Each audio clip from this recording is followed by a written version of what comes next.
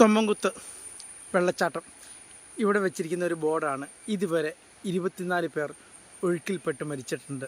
അടുത്തത് നിങ്ങളാവരുത്. കണ്ടു കഴിഞ്ഞാൽ ഇവിടെ ശാന്തമായിട്ടൊഴുകുന്ന ഒരു പുഴയാണ്.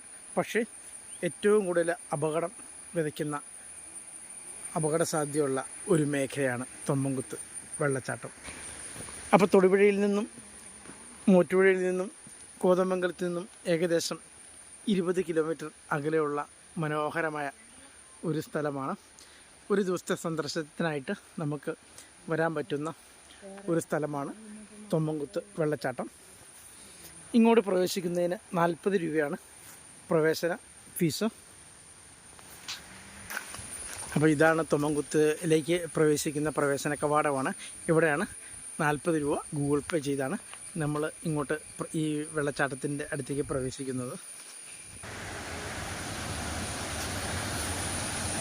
അതാണ് തൊമ്മൻകുത്ത് വെള്ളച്ചാട്ടം. ഇവിടെയാണ് ഏതാണ്ട് 24ഓളം പേർ മരണപ്പെട്ടിട്ടുള്ളത്.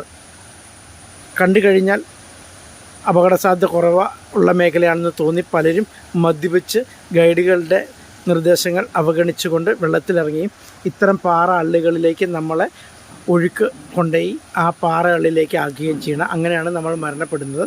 4-5 ദിവസം കഴിഞ്ഞിട്ടതിന് ശേഷമാണ് പിന്നീട് ബോഡി ഇവിടുന്ന് തിരികെ ലഭിച്ചിട്ടുള്ളത്.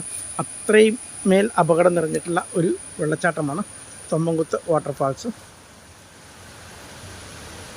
അപ്പോൾ ഇതാണ് തൊമ്മൻകുത്ത് വെള്ളച്ചാട്ടത്തിൻ്റെ ഒരു ദൃശ്യമാണ് ഈ കാണുന്നത്. ഇത് കാണുന്ന എല്ലാവരും ഒന്ന് ലൈക്ക് ചെയ്യണം, ഷെയർ ചെയ്യണം, സബ്സ്ക്രൈബ് ചെയ്യണം.